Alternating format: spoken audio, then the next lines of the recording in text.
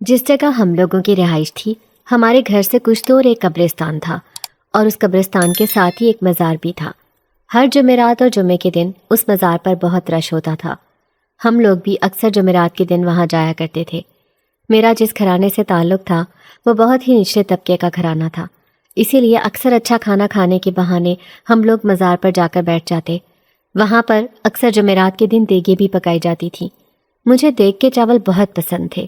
جس دن وہاں پر دیگ پکتی میں اور میرے بہن بھائی وہاں پر پہلے ہی پہنچ جاتے، لیکن اب چونکہ میں بڑی ہو رہی تھی تو میں نے خود جانا چھوڑ دیا تھا۔ میرے چھوٹے بہن بھائی میرے حصے کے چاول بھی لے آتے تھے، بلکہ وہ تو ہمارے پورے گھر کے لیے ہی چاول اٹھا لاتے۔ اس وقت میری عمر 17 برس تھی۔ گھر میں 2 وقت کی روٹی بھی ٹھیک سے نصیب نہیں ہوتی تھی، لیکن اس کے باوجود بھی میرا رنگ روپ اور قد کاٹ بہت اچھا تھا۔ مجھے دیکھ کر کوئی بھی نہیں کہہ سکتا تھا کہ میرا تعلق کسی غریب گھرانے سے ہے۔ میری اماں ہم سے بہت محبت کرتی تھی۔ جس حد تک ان سے ممکن ہوتا وہ ہماری ضروریات پوری کرنے کے ساتھ ساتھ ہماری خواہشات کو بھی پورا کرنے کی کوشش کرتی، لیکن ابا کی محدود آمدنی میں ایسا ہونا ممکن نہیں تھا۔ ابا سارا دن سبزی اور فروٹ کی ریڑھی لگاتے تھے۔ کسی دن تو انہیں اچھا منافع ہو جاتا، لیکن کسی دن بہت ہی کم چیزیں بکتیں۔ اماں بھی ابا کا ہاتھ پٹانے کی پوری کوشش کرتی تھیں۔ اماں لوگوں کے رشتے کرواتی تھیں، اس کے لیے پورا دن ہی اماں کا گھر سے باہر گزر جاتا۔ اماں کی غیر موجودگی میں ہی گھر کو سنبھالتی تھی۔ کبھی کبھی گھر کے کاموں سے میں تنگ پڑ جایا کرتی تھی۔ میرا دل کرتا تھا کہ اماں گھر پر ہی رہا کریں، لیکن گھر کے خرچے پورے کرنے کے لیے اماں اور ابا دونوں کو ہی بہت محنت کرنا پڑتی تھی۔ مجھے میٹرک کیے 1 سال ہو چکا تھا۔ میرا ارادہ کالج میں داخلہ لینے کا تھا، لیکن گھر کے حالات اس بات کی اجازت نہیں دیتے تھے۔ میں نے سوچا کیوں نہ میں پرائیویٹ ہی 11ویں جماعت کا امتحان دے دوں۔ گھر کے سارے کام میں جلدی جلدی ختم کر دیتی، پھر میرا وقت ہی نہیں گزرتا تھا۔ ہمارے محلے میں ہماری ہمسائی ٹیوشن پڑھاتی تھی، وہ غریب لوگوں کو مفت بھی پڑھا دیتی تھی۔ میں نے اسے کہا کہ وہ مجھے بھی ٹیوشن دے دیا کرے۔ اس نے مجھے کل سے آنے کا کہہ دیا۔ میں نے بھی سوچا کہ میرا وقت وہاں پر اچھا گزر جائے گا، ایک تو پڑھائی ہو جائے گی، دوسرا مجھے دوسری لڑکیوں کے ساتھ کچھ گپ شپ کا موقع بھی مل جائے گا۔ اگلے دن میں خوشی خوشی وہاں پر گئی۔ میرے علاوہ بھی وہاں پر بہت ساری لڑکیاں موجود تھیں، کچھ چھوٹے بچے اور کچھ ان سے تھوڑی بڑی عمر کے بچے بھی پڑھنے آئے ہوئے تھے۔ گھر سے باہر نکل کر مجھے بہت اچھا محسوس ہو رہا تھا۔ تغیر ہمیشہ سے انسانوں کو پسند رہا ہے۔ انسان ہمیشہ یکسانیت سے اکتا جاتا ہے۔ میں بہت دلچسپی سے ارد گرد کا جائزہ لے رہی تھی۔ ابھی میرے پاس اپنے نصاب کی کوئی کتابیں نہیں تھیں۔ میں نے اپنی ٹیوشن والی ٹیچر کو کہا کہ وہ مجھے کتابیں کہیں سے دلوا دیں، کیونکہ میرے پاس اتنے پیسے نہیں ہیں کہ میں نئی کتابیں خرید سکوں۔ اس نے کہا کہ اس کی جاننے والی 2-3 لڑکیوں کے پاس شاید پرانی کتابیں پڑھی ہوئی ہوں گی، وہ مجھے ان سے پوچھ کر دلا دے گی۔ میں نے ان کا بہت شکریہ ادا کیا۔ وہاں پر میرے علاوہ بھی 1-2 FA کی اسٹوڈنٹس موجود تھیں۔ اس نے مجھے ان کی بکس لے کر پڑھانا شروع کر دیا۔ میں 1 سال کے بعد دوبارہ اپنی پڑھائی جوائن کر رہی تھی۔ مجھے اپنا دماغ کند محسوس ہو رہا تھا۔ کافی دیر کے بعد جب پڑھائی شروع کریں تو ایسا ہی ہوتا ہے۔ چند دن تک مجھے دوبارہ سے اپنی روٹین سیٹ کرنے میں وقت لگا، لیکن آہستہ آہستہ میرے دماغ کی گرہیں اب کھل رہی تھیں۔ میرا دماغ پڑھائی میں چلنا شروع ہو گیا تھا۔ میری وہاں 2-3 لڑکیوں کے ساتھ خوب دوستی بھی ہو گئی تھی۔ پڑھائی کے بعد ہم لوگ اکثر بیٹھ کر آپس میں باتیں کیا کرتے۔ مختلف لوگوں سے ملنے کے بعد انسان کو بہت سی نئی چیزوں کا بھی علم ہوتا ہے۔ وہ دونوں میری طرح ہی پرائیویٹ FA کر رہی تھیں، لیکن ان کے گھر کے حالات مجھ سے بہتر تھے۔ ان کے گھر میں کالج جانے کی اجازت نہیں تھی، اسی لیے انہوں نے پرائیویٹ ہی اپنی تعلیم کو جاری کرنا بہتر سمجھا۔ کسی نے سچ کہا ہے، انسان جب باہر نکلتا ہے تو اسے دنیا کا پتہ چلتا ہے۔ گھر میں بیٹھ کر تو ہمیں ایسا لگتا ہے جیسے دنیا وہیں پر منجمد ہو گئی ہو۔ ابھی میرے پیپرز میں کافی وقت تھا، کتابوں کا بندوبست بھی ہو چکا تھا۔ میں بہت دل لگا کر پڑھتی تھی۔ مجھے پڑھائی میں کوئی بہت زیادہ دلچسپی بھی نہیں تھی، لیکن اب آہستہ آہستہ میرے اندر پڑھنے کا شوق بڑھ رہا تھا۔ میں یہی سوچ رہی تھی کہ جب میں پڑھ لکھ جاؤں گی تو کسی اسکول میں ٹیچنگ کر لوں گی اور بچوں کو گھر میں ٹیوشن پڑھا دیا کروں گی۔ شاید اس سے میرے گھر کے حالات کچھ بہتر ہو جائیں اور اپنے بہن بھائیوں کو بھی تعلیم دلانے پر زور دوں گی۔ گرمیوں کا موسم تھا، مزار پر اکثر شربت اور دودھ بھی بانٹا جاتا تھا۔ ایک دن مجھے بہت پیاس لگ رہی تھی، گھر میں شربت بنانے کے لیے بھی کوئی چیز نہیں تھی۔ اچانک میں نے باہر جا کر دیکھا تو مجھے مزار پر کافی رش نظر آ رہا تھا۔ بہت سارے لوگ اپنے برتنوں میں شربت لے کر جاتے دکھائی دیے۔ میرا بھی بہت دل کر رہا تھا کہ میں ٹھنڈا ٹھنڈا شربت پیوں۔ میں نے ایک چادر لی، اس سے اپنے منہ کو ڈھانپا اور مزار پر چلی گئی۔ وہاں ایک طرف کھڑے ہو کر میں اپنی باری کا انتظار کرنے لگی۔ مجھے بہت گرمی لگ رہی تھی، لیکن وہاں پر بہت زیادہ رش تھا۔ میں نے سوچا کیوں نہ میں کچھ دیر نیچے بیٹھ کر سانس لے لوں۔ میں بھوکی پیاسی نیچے بیٹھ گئی۔ میں اپنے دھیان میں مگن بیٹھی ہوئی تھی کہ اچانک ایک لڑکا میری طرف آیا اور اس نے مجھے شربت کا گلاس پیش کیا۔ میں نے اس کی طرف دیکھا اور ساتھ ہی وہ شربت سے بھرا ہوا گلاس پکڑ لیا۔ مجھے شدید پیاس لگی ہوئی تھی۔ میں نے اللہ کا نام لے کر غٹا غٹ شربت کا پورا گلاس خالی کر دیا۔ اس نے ہاتھ میں پکڑے ہوئے ڈول میں سے مزید شربت میرے گلاس میں ڈال دیا۔ میں نے وہ بھی گلاس خالی کر دیا۔ اس کے بعد اس نے مجھ سے پوچھا کہ کیا مجھے مزید شربت کی طلب ہو رہی ہے۔ میں نے نفی میں سر ہلا دیا۔ ٹھنڈا شربت پینے کے بعد میرے پورے جسم میں ٹھنڈک کا احساس ہو رہا تھا۔ گرمی کا احساس سے ایک دم کہیں غائب ہو گیا۔ کچھ دیر تک یوں ہی میں وہاں پر بیٹھی رہی۔ وہ لڑکا دوسرے لوگوں کو شربت پلانے کے ساتھ ساتھ میرا جائزہ بھی لے رہا تھا۔ مجھے اس کی نگاہیں اپنے وجود پر محسوس ہو رہی تھیں۔ میں نے جس ہاتھ سے اپنا چہرہ چھپایا ہوا تھا، اچانک اس ہاتھ سے دوپٹہ میرے چہرے سے ڈھلک کر نیچے گر گیا۔ میری نگاہیں اس کی نگاہوں کے ساتھ ملی۔ بس ایک لمحے میں ہم دونوں کو لگا جیسے پوری دنیا وہیں تھم گئی ہو۔ اس کی آنکھوں میں موجود تاثر مجھے صاف نظر آ رہا تھا کہ وہ میرے حسن کے روب میں مکمل طور پر آ چکا ہے۔ اس کا ساکت و جامد وجود اور نیم وا لب میرے آگے مکمل طور پر ڈھیر ہو چکے تھے۔ میں فوراً وہاں سے اٹھی اور اپنے گھر کی طرف بھاگ گئی۔ گھر جا کر میں نے اپنے گھر کا داخلی دروازہ زور سے بند کیا اور چادر اتار کر ایک سائڈ پر رکھی۔ میرا دل تیز تیز دھڑک رہا تھا۔ اپنے دل کی دھڑکن کو قابو میں کرتی میں خود کو سنبھالنے کی کوشش کر رہی تھی۔ اگر وہ میرے حسن کے زیر اثر آ گیا تھا تو میں بھی اس کی حسین صورت کو اپنے دل میں سما چکی تھی۔ مجھے زندگی میں کبھی کوئی لڑکا اس قدر خوبصورت نہیں لگا تھا جس قدر وہ لڑکا میرے دل کو بھا گیا۔ کچھ دیر تک میرے دوسرے بہن بھائی بھی اسکول سے گھر آ گئے۔ میں انہیں کھانا دینے لگی، لیکن میرا دھیان بٹا ہوا تھا۔ میں بار بار چونک رہی تھی۔ اماں بھی صبح سے گھر سے نکلی ہوئی تھی۔ رشتہ کروانا بہت مشکل کام تھا۔ اگر اماں دو خاندانوں کا رشتہ کروانے میں کامیاب ہو جاتیں تو پھر کہیں جا کر پیسے ملتے تھے۔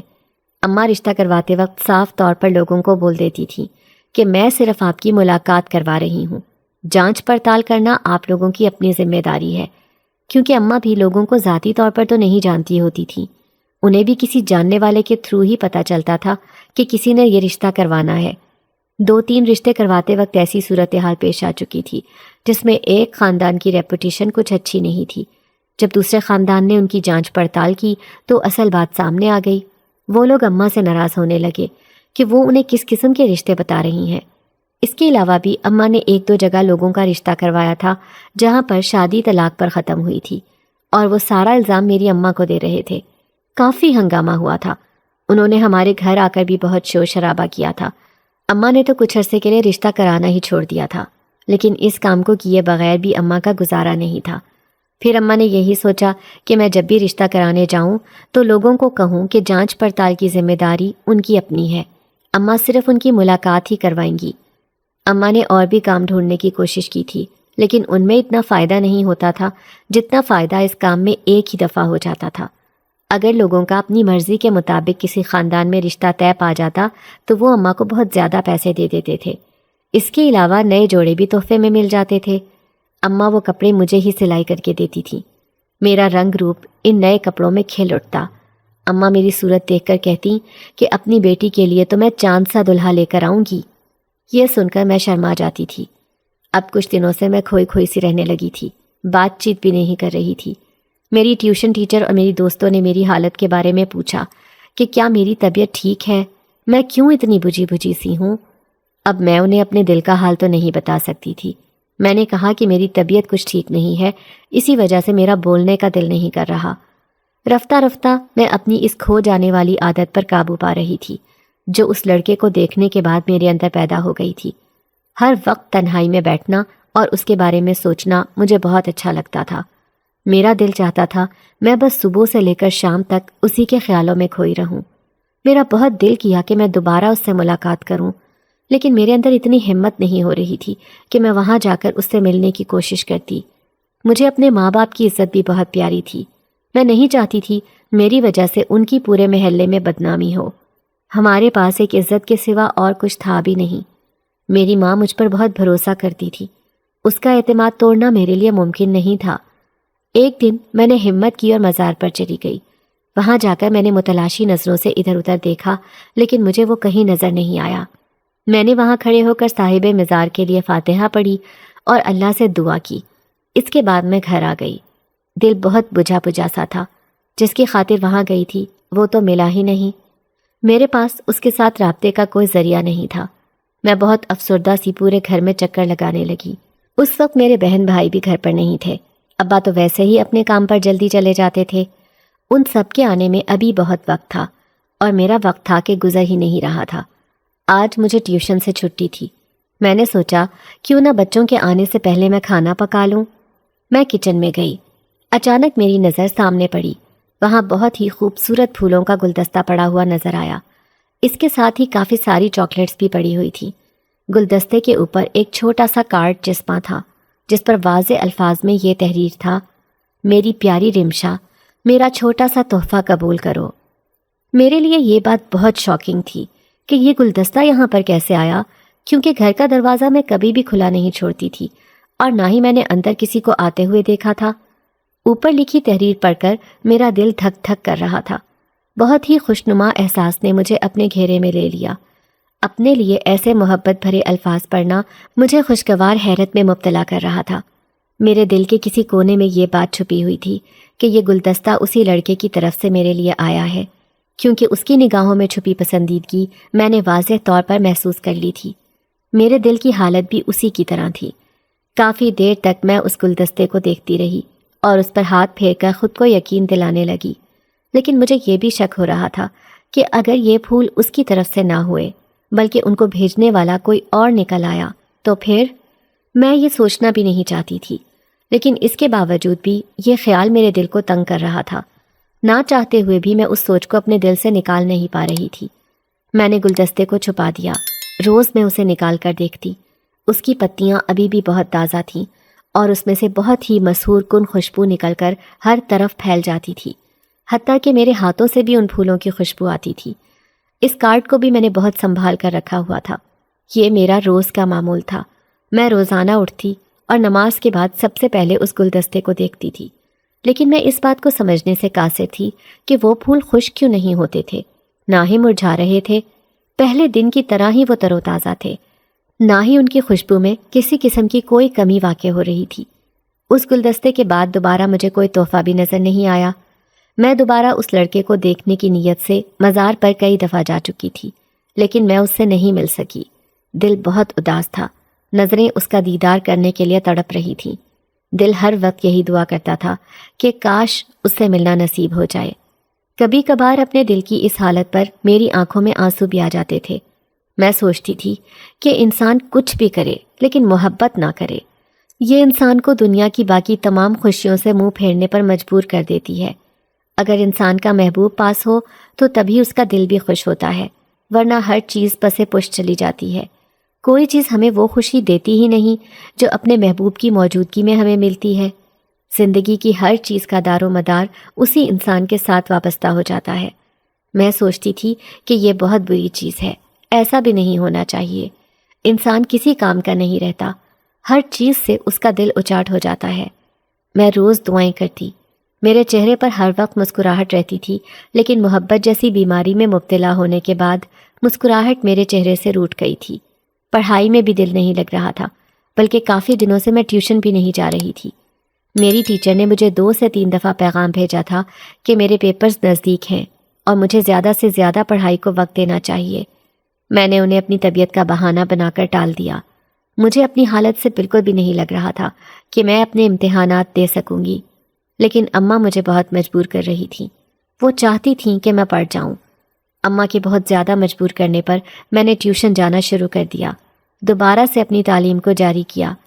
میرا سبق کافی پیچھے پڑ چکا تھا۔ میں نے بہت مشکل سے اپنے ذہن کو پڑھائی کی طرف فوکس کیا۔ میرے علاوہ جو 2-3 لڑکیاں اور بھی امتحانات دینا چاہتی تھیں، ان کی مدد سے میں نے جلدی جلدی اپنا کورس مکمل کیا اور امتحانات دے دیے۔ امتحانات کے بعد اماں مجھے کہنے لگیں کہ میں سلائی سیکھ لوں اور ساتھ ساتھ 12ویں جماعت کی بھی تیاری کروں۔ میں نے بھی اپنا دھیان بٹانے کی خاطر خود کو زیادہ سے زیادہ مصروف کرنا بہتر سمجھا۔ میرے لیے شاید یہی بہتر تھا۔ دوبارہ اس لڑکے کو دیکھنے کی چاہ میں شدت سے تڑپ رہی تھی۔ سورج اپنے وقت پر ابھرتا اور ڈوب رہا تھا۔ چاند بھی اپنے وقت کا خوب پابند تھا۔ قمری مہینے یوں گزر رہے تھے جیسے گزرنے کا ان کا حق تھا۔ میں نے 12ویں جماعت بھی پاس کر لی اور ایک اسکول میں نوکری کرنے لگی۔ ساتھ ساتھ پرائیویٹ BA میں بھی داخلہ لے لیا۔ میں بہت محنت کر رہی تھی۔ صبح بچوں کو پڑھاتی، اسکول سے آنے کے بعد ٹیوشن بھی دیتی، ساتھ ساتھ خود بھی پڑھتی۔ اسکول میں پڑھانا بھی محنت طلب تھا۔ وہ تنخواہ سے زیادہ ہی محنت کرواتے تھے۔ اس دن رات کی مشقت میں بہت تھک جاتی تھی، لیکن اس کے باوجود بھی میں لگی رہتی۔ آج سورج بہت گرم تھا۔ اس کی گرم شعائیں ہر طرف پھیل کر گرمی کا زور بڑھا رہی تھیں۔ مجھے آج تنخواہ ملنی تھی۔ میں بہت خوش اور مسرور تھی۔ میری پہلی کمائی میرے ہاتھوں میں آ رہی تھی۔ میں نے وہ تمام پیسے اپنی اماں کے ہاتھ پر رکھنے تھے۔ اسکول کی ٹائمنگ ختم ہونے کے بعد پرنسپل نے سب کو تنخواہ انویلپ میں پکڑائی۔ جب وہ مجھے پکڑا رہی تھی، میرے ہاتھ خوشی سے کپکپا رہے تھے۔ میں نے لرزتے ہاتھوں سے انویلپ پکڑا۔ خوشی کے مارے آنکھوں میں آنسو آ گئے۔ میں نے اپنے بیگ میں تنخواہ رکھی اور اسکول سے باہر نکل آئی۔ راستے میں بیگ پکڑے اطمینان سے جا رہی تھی۔ اچانک 2 موٹر سائیکل سوار آئے اور میرا بیگ اڑا کر لے گئے۔ میں ان کے پیچھے بھاگی مگر وہ بھاگ چکے تھے۔ میں موٹر سائیکل کی رفتار کا مقابلہ نہیں کر سکتی تھی۔ بے بسی کے مارے میری آنکھوں میں آنسو آ گئے۔ غم کی شدت بڑھنے لگی۔ اپنی محنت کی کمائی کو یوں لٹتا دیکھ کر میرا دل سینے سے باہر نکلنے کو بے تاب تھا۔ میں شدت غم سے وہیں سڑک پر بیٹھ گئی۔ میں بے آواز آنسو بہا رہی تھی۔ اچانک میری نظر سڑک پر پڑی۔ وہی لڑکا جس نے مزار پر مجھے شربت پلایا تھا میری طرف آ رہا تھا۔ میں خواب کی سی کیفیت میں اسے دیکھنے لگی۔ میں اپنا غم بھول گئی۔ وہ چلتا ہوا میری طرف آیا۔ اس نے مجھے اشارہ کیا۔ میں اس کے حصار کے زیر اثر چلتے ہوئے اس کی پیروی کرنے لگی۔ وہ مجھے لے کر چلتا ہوا آگے بڑھ رہا تھا۔ میں مسحور سی اس کے پیچھے چلنے لگی۔ مجھے سب کچھ بھول گیا۔ اگر کچھ یاد رہا بھی تو بس میرا محبوب، جس کی ایک جھلک دیکھنے کے لیے میں ایک عرصے سے تڑپ رہی تھی۔ مجھے دنیا بھول گئی تھی۔ وہ مجھے لے کر ایک گھر میں آ گیا۔ وہ گھر بہت خوبصورت تھا۔ وہاں خاموشی تھی اور کوئی نظر نہیں آ رہا تھا۔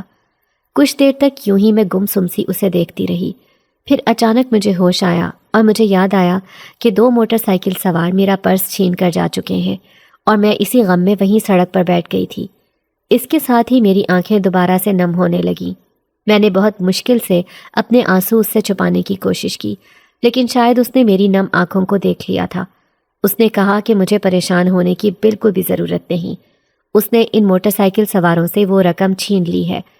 اس نے میرا انویلپ مجھے واپس پکڑایا۔ میں حیرانگی اور خوشی کی ملی جلی کیفیت میں چلی گئی۔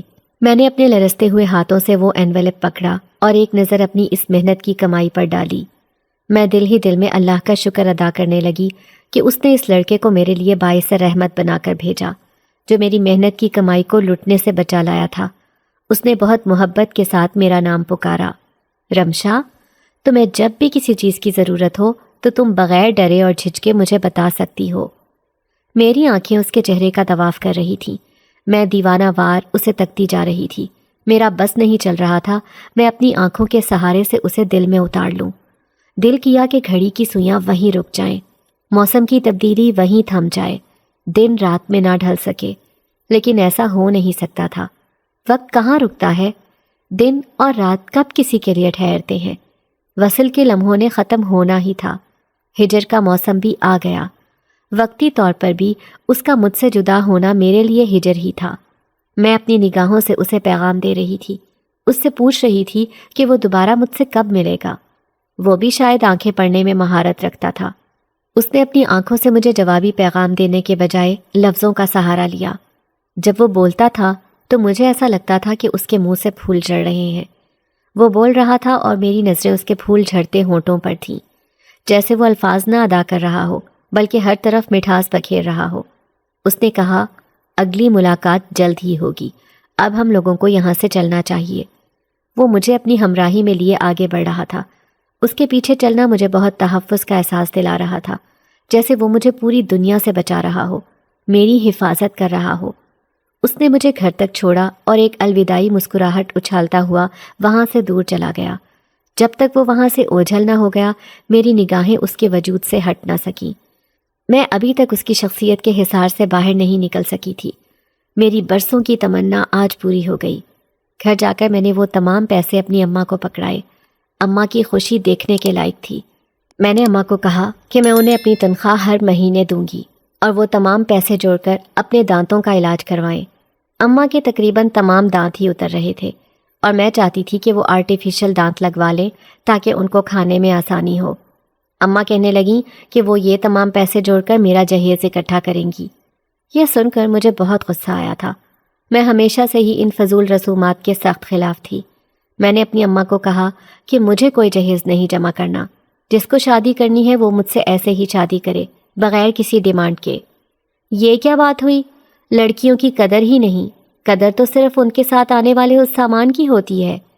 اماں مجھے سمجھانے لگ گئیں کہ بیٹا یہ تو دنیا کے رواج بن چکے ہیں جن کو توڑنا ہمارے لیے بہت مشکل ہے۔ اگر میں تمہیں ایسے ہی خالی ہاتھ رخصت کر دوں گی تو تمہارے سسرال والے تمہارا جینا حرام کر دیں گے۔ میں روز رشتے کرواتی ہوں، میرا تو کام ہے یہ۔ لوگ بہت لالچی ہیں، وہ وہی رشتہ کرنا پسند کرتے ہیں جہاں پر انہیں زیادہ مال کی امید ہو، ورنہ تو اتنی خوبصورت اور سلیقہ مند لڑکیوں کو لوگ پسند نہیں کرتے کیونکہ ان کے پاس دینے کے لیے سامان کم ہوتا ہے، ان کے پاس انہیں پیسہ کم نظر آ رہا ہوتا ہے۔ اب تو بس مادی چیزوں کی اہمیت ہے، انسانوں کی تو کوئی قدر ہی نہیں۔ لوگ وہ خوبیاں نہیں دیکھتے جو زندگی گزارنے کے لیے ایک انسان کے اندر چاہیے ہوتی ہیں، بلکہ ان کا دھیان صرف گاڑی، بنگلہ اور پیسے کی طرف ہوتا ہے۔ اماں کے لہجے میں مجھے افسردگی دکھائی دی۔ میں نہیں چاہتی تھی کہ آج کے دن اماں دکھی ہوں۔ میں نے بات بدلی اور اماں سے کہنے لگی کہ انہوں نے کھانے میں کچھ پکایا ہے یا پھر میں کھانے کی تیاری کروں۔ اماں کہنے لگیں کہ کھانا انہوں نے پکا دیا ہے، اب بس کچھ دیر میں وہ بھی گھر سے باہر نکلنے والی ہیں۔ جب سے میں نے نوکری شروع کی تھی میں نے اماں کو کہا تھا کہ وہ گھر سے کم ہی نکلا کرے، لیکن میرے منع کرنے کے باوجود بھی اماں زیادہ سے زیادہ کام تلاش کرنے کی کوشش میں رہتی تھیں تاکہ کچھ پیسے بن سکیں۔ ایسے ہی ایک دن اماں رشتہ کروانے کی غرض سے ایک فیملی کو لے کر دوسری فیملی کے گھر گئیں۔ ان دونوں کے درمیان رشتہ طے پا چکا تھا، اب شادی کی ڈیٹ فکس کرنی باقی تھی۔ اماں نے انہیں پہلے سے اس بات کے بارے میں کہہ دیا کہ وہ ایک دوسرے کے ساتھ اپنے رسم و رواج کے بارے میں واضح طور پر بات کر لیں تاکہ بعد میں کسی قسم کا کوئی مسئلہ درپیش نہ ہو۔ وہ فیملیز آپس میں تاریخ ڈیسائیڈ کر رہی تھی، لیکن ہلکی پھلکی باتوں اور مذاق کے دوران ان کے درمیان بحث و مباحثہ شروع ہو گیا۔ اماں ہمیشہ سے یہی کہا کرتی تھیں کہ مذاق اتنا ہی کیا جائے جتنا آپ خود بھی سہ سکیں۔ جب آپ کسی کو مذاق کرتے ہیں تو جواباً دوسرا بھی آپ کے ساتھ مذاق کرے گا، جس کو برداشت کرنا پھر آپ پر فرض ہے۔ ویسے بھی نئی نئی رشتہ داری میں اس طرح کے طنز و مزاج سے گریز کرنا چاہیے۔ وہ لوگ بحث و مباحثے سے ہاتھا پائی پر اتر آئے۔ دو فیملیز جو شادی کی تاریخ طے کرنے کے لیے آپس میں بیٹھی ہوئی تھیں، ان کی بات کا اختتام لڑائی پر ہو رہا تھا۔ وہ لوگ لڑنے لگ گئے۔ بہت مشکل کے ساتھ ان کی لڑائی ختم کروائی گئی، لیکن جس فیملی کو اماں وہاں پر لے کر گئی تھیں وہ فیملی میری اماں کے ساتھ بدتمیزی کرنے لگی۔ انہوں نے میری اماں کو بہت باتیں سنائیں کہ انہوں نے کس قسم کے خاندان میں ان کا رشتہ طے کروا دیا تھا۔ یہ تو اچھا ہوا جو ان کی اصلیت سامنے آ گئی۔ وہ میری ماں کے ساتھ بے حد بدتمیزی کر رہے تھے، بلکہ انہوں نے میری اماں کو دھکا بھی دے دیا اور وہ نیچے جا گریں۔ ان کو کافی چوٹیں آئیں۔ جو دوسرا خاندان تھا انہوں نے فوراً آگے بڑھ کر اماں کو اٹھایا اور انہیں لان تان کرنے لگے کہ وہ ایک بڑی عمر کی عورت کے ساتھ کس طرح کا رویہ رکھ رہے ہیں۔ خیر کسی طرح معاملے کو رفع دفع کیا گیا تھا۔ اماں کے پورے جسم میں شدید درد ہو رہا تھا۔ اماں بہت ہی بری حالت میں گھر آئیں۔ ان کی آنکھوں میں شدید آنسو تھے۔ اماں کو ایسے دیکھ کر میرے دل کو کچھ ہونے لگا۔ میں نے اپنی ماں کو کبھی ایسے دکھی اور افسردہ نہیں دیکھا تھا۔ میں نے جلدی سے اماں کو پکڑ کر چارپائی پر بٹھایا، انہیں پانی پلایا اور ان سے پوچھنے لگی کہ ایسا کیا ہو گیا جو وہ اتنی پریشان دکھائی دے رہی ہیں۔ اماں کی آنکھیں ڈبڈبا رہی تھیں۔ اماں کے منہ سے الفاظ ہی نہیں نکل رہے تھے۔ دکھ کے احساس نے انہیں چاروں طرف سے گھیر رکھا تھا۔ کچھ دیر بعد جب اماں نے اپنے آپ پر قابو پا لیا تو انہوں نے مجھے یہ سارا واقعہ سنایا۔ یہ سن کر میری رگیں غصے سے پھٹنے لگ گئیں۔ میرا بس نہیں چل رہا تھا میں ان سب کے منہ توڑ دوں جا کر جنہوں نے میری ماں کے ساتھ ایسا سلوک کیا۔ میں نے اماں کو سختی سے منع کر دیا کہ آج کے بعد وہ اس کام کو مکمل طور پر ترک کر دیں گی، ورنہ مجھ سے برا کوئی نہیں ہوگا۔ لیکن اماں کہنے لگیں کہ گھر کا خرچہ صرف میرے باپ کی کمائی سے پورا نہیں ہو سکتا اور جو پیسے میں کما رہی تھی اماں ان پیسوں سے میرا جہیز اکٹھا کرنا چاہتی تھیں۔ اس کے علاوہ میری شادی پر خرچ کرنے کے لیے بھی پیسوں کی ضرورت تھی۔ میں نے اماں کو سمجھایا کہ اللہ مسبب الاسباب ہے، وہ ضرور ہمارے لیے کوئی نہ کوئی راستہ پیدا کرے گا، آپ کو پریشان ہونے کی ضرورت نہیں۔ ہو سکتا ہے کہ جہاں پر میری شادی ہو انہیں صرف میں ہی چاہیے ہوں، نہ کہ میرے ساتھ ایک جہیز کی لمبی لسٹ۔ اماں کہنے لگیں، ایسے لوگ تو صرف قسمت والوں کو ملتے ہیں، ہم جیسے لوگوں کی ایسی قسمت کہاں؟ میری آنکھوں کے سامنے وہ لڑکا لہرانے لگا۔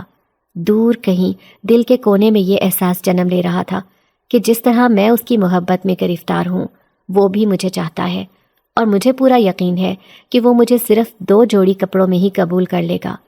کافی دنوں تک اماں اسی غم میں مبتلا رہیں اور ان کے پورے جسم میں درد بھی اٹھ رہا تھا۔ میں اماں کو مالش کرتی رہی، لیکن اماں نے شاید اس غم کو سینے سے ہی لگا لیا تھا۔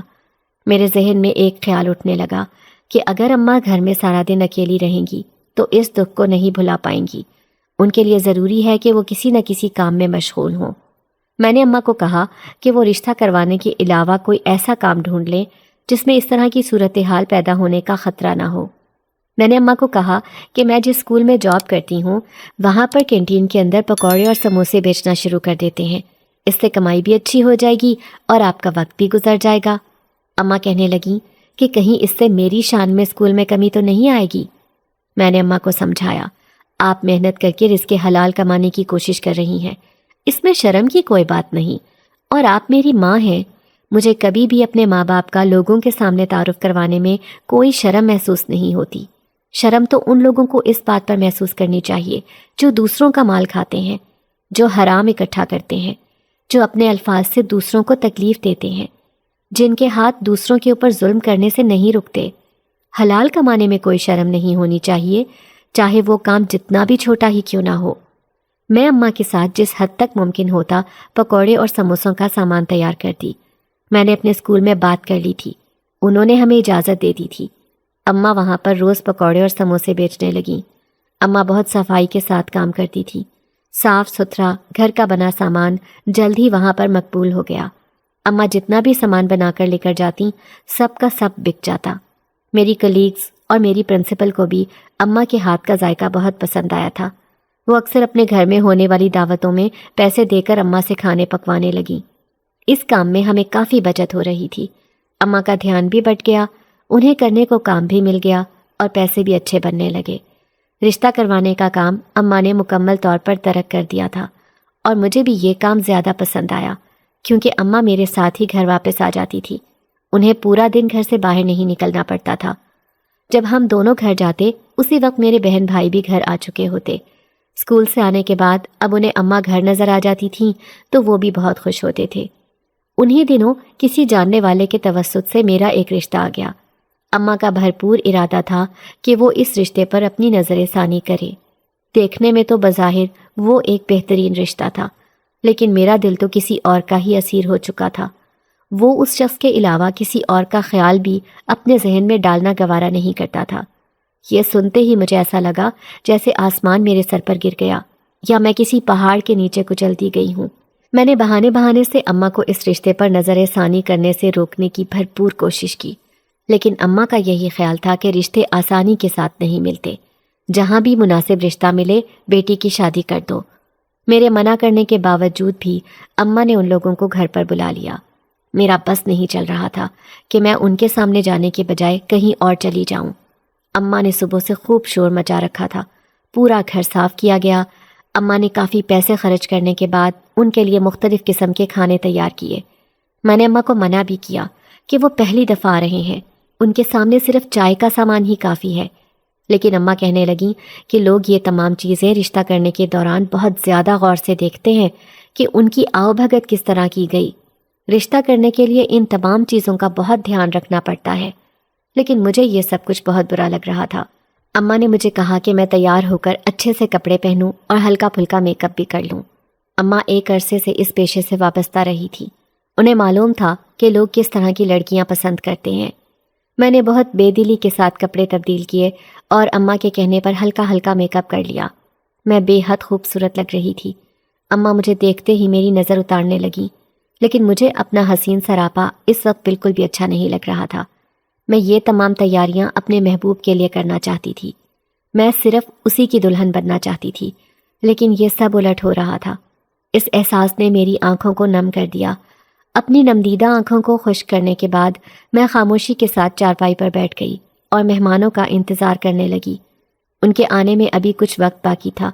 اماں نے ساری تیاری مکمل کر لی تھی۔ جو ہی گھڑی کی سوئیوں نے 2 بجائے، ہمارے دروازے کی بیل بجی۔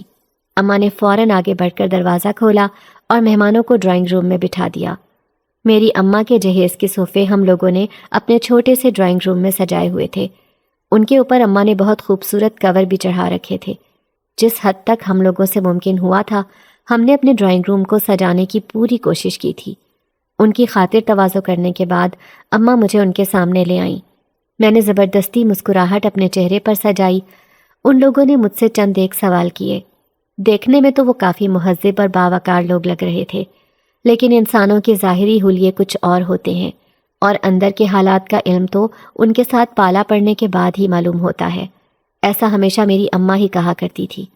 انہوں نے مجھ سے چند ایک سوال پوچھے اور اماں نے بہانے سے مجھے وہاں سے اٹھا دیا۔ مجھے تو ویسے ہی وہاں سے اٹھنے کا موقع چاہیے تھا۔ میں جلدی وہاں سے اٹھی اور باہر نکل آئی۔ کچھ دیر بعد وہ لوگ جانے کے لیے اٹھ کھڑے ہوئے تو اماں نے مجھے بلایا کہ میں ان سے سلام لے لوں۔ نہ چاہتے ہوئے بھی میں نے ان سے سلام لی۔ ان کے جانے کے بعد میرا موڈ بہت آف تھا، کیونکہ صاف لگ رہا تھا انہیں میں بہت پسند آئی ہوں، وہ لوگ ہاں کر دیں گے۔ میں دل ہی دل میں اللہ سے دعائیں کر رہی تھی کہ کاش وہ اس رشتے سے منع کر دیں، یا پھر اماں ہی ان لوگوں کو انکار کر دے۔ 3 سے 4 دن گزرنے کے بعد انہوں نے اس رشتے کے لیے ہاں کر دی اور اماں کو کہا کہ وہ آ کر ایک بار ان کے لڑکے کو دیکھ لیں۔ مجھے تو پکا یقین تھا اگر یہ رشتہ مناسب ہوا تو اماں نے ہاں کرنے میں بالکل بھی دیر نہیں لگانی۔ میری اماں ان لوگوں میں سے نہیں تھی جو بہتر سے بہتر کی تلاش میں اپنی بچیوں کی عمر زیادہ کر دیتے ہیں۔ مجھے اس لڑکے پر بھی غصہ آ رہا تھا جس نے مجھے کہا تھا کہ وہ جلد ہی مجھ سے دوبارہ ملے گا، لیکن اتنا وقت بیت گیا تھا، وہ اب تک مجھ سے دوبارہ ملاقات کرنے کی نیت سے نہیں آیا تھا۔ اب تو مجھے یہی شک ہو رہا تھا کہ شاید میری محبت ہی یک طرفہ ہے، اس کے دل میں میرے لیے کوئی محبت نہیں۔ دل افسردگی کی چادر اوڑھ کر بیٹھ گیا۔ ان گنت خدشات نے مجھے اپنے گھیرے میں لے لیا۔ میں پوری رات اسی کے بارے میں سوچتی رہی اور میں نے جاگتی آنکھوں کے ساتھ اندھیری رات کو ختم کیا اور دن کا اجالا ہر طرف پھیل گیا، لیکن اپنی زندگی مجھے اندھیرے میں ڈوبتی ہوئی محسوس ہو رہی تھی۔ میں ہر وقت بے چین سی رہنے لگی، کسی کام میں بھی من نہیں لگ رہا تھا۔ اماں نے لڑکا پسند کر لیا، دونوں طرف سے ہاں ہو گئی اور میرا رشتہ طے پا گیا۔ لڑکیاں تو اپنی شادی پر بہت خوشی کا اظہار کرتی ہیں، لیکن میں گمسم رہنے لگی تھی، کیونکہ شادی اگر اپنے من پسند انسان کے ساتھ ہو تو تبھی انسان خوشی سے مہکتا ہے۔ ایک دن میں اسکول سے واپس آ رہی تھی کہ مجھے وہ دوبارہ نظر آیا، لیکن پچھلی بار کی برعکس اس بار میرے حواس سلامت تھے۔ غصے کی ایک لہر نے مجھے اپنے گھیرے میں لے لیا۔ خوشی اور مسرت کے بجائے غم و غصہ مجھ پر غالب آ گیا۔ میری آنکھوں میں ناراضگی اسے واضح نظر آ رہی تھی۔ مدھم سی مسکراہٹ اس کے چہرے پر اپنی جھلک دکھا کر گم ہو گئی، جیسے میری حالت اسے محسوس کر رہی ہو۔ یہ دیکھ کر مجھے شدید غصہ آیا۔ وہ اس بار بھی مجھے پہلے کی طرح اس خالی مکان میں لے آیا۔ میں خاموشی کے ساتھ دوسری طرف رخ پھیر کر کھڑی تھی۔ میرا انداز واضح طور پر میری ناراضگی کا اظہار کر رہا تھا۔ اس نے بہت محبت اور اپنائیت کے ساتھ میرا نام پکارا۔ اس کے منہ سے اپنا نام سنتے ہی میری آدھی ناراضگی تو ویسے ہی ختم ہو گئی تھی۔ دل کی حالت بدلنے لگی۔ ہم نے کبھی لفظوں میں ایک دوسرے سے اپنی محبت کا اظہار نہیں کیا تھا۔ پچھلی 2 ملاقاتوں میں بھی ہم نے اپنی تمام باتیں آنکھوں کے راستے ہی کی تھیں اور دل کے راستے سمجھی تھیں۔ وہ مجھے کہنے لگا کہ میں اس سے ناراض کیوں ہو رہی ہوں، وہ جلد ہی مجھ سے روز ملاقات کے لیے آیا کرے گا۔ اس کی طرف دیکھتے ہوئے میرے منہ سے بے اختیار یہ الفاظ نکلے، اب کیا فائدہ تمہارے آنے کا؟ اس کی آنکھوں میں سوال تھا کہ میں ایسا کیوں کہہ رہی ہوں۔ میں بولنے لگی، اب تو میں کسی اور کے نام کی انگوٹھی پہن چکی ہوں اور تم اب آ رہے ہو۔ میری آنکھیں روز تمہاری راہ تکتی تھیں، شاید تم آج آ جاؤ، لیکن تم نہیں آئے۔ لیکن اس کے چہرے پر کسی قسم کا کوئی پچھتاوا اور شرمندگی مجھے دکھائی نہ دی۔ یہ دیکھ کر میرا دل بہت برا ہوا۔ مجھے یہی لگا کہ میرے خدشات بالکل ٹھیک تھے، وہ مجھ سے محبت نہیں کرتا۔ دل کا شیشہ آئینے کی طرح چھپاک سے ٹوٹ گیا۔ میرے ہر طرف زلزلے کے آثار محسوس ہو رہے تھے۔ شدت غم سے میں دوہری ہونے لگی تھی۔ میں پاس پڑی کرسی پر ڈھیر ہو گئی۔ آنکھوں کے آگے اندھیرا چھا رہا تھا۔ اس نے مجھے یوں لرزتے دیکھا تو فوراً میرے لیے پانی لینے بھاگا اور بولا، میں اس طرح پریشان نہ ہوں۔ کیا مجھے معلوم ہے کہ جس کے ساتھ میری منگنی ہو رہی ہے وہ کون ہے؟ میں نے پانی کا گھونٹ بھرتے نفی میں سر ہلایا۔ اس نے مزید میرا امتحان نہ لیا اور کہا کہ میرا ہونے والا منگیتر وہی تھا۔ میں وہیں ٹھٹک گئی۔ اپنی سماعتوں پر یقین نہ آیا، جیسے غلط سن رہی ہوں۔ اس نے مسکراتے ہوئے کہا کہ اس کا نام توصیف ہے اور میں جلد ہی مسز توصیف بننے جا رہی تھی۔ میں بے یقینی کی کیفیت کا شکار تھی۔ اگر یہ سب سچ تھا تو پھر میرے من کی مراد پوری ہو رہی تھی۔ غم و غصہ ایک دم ختم ہو گیا۔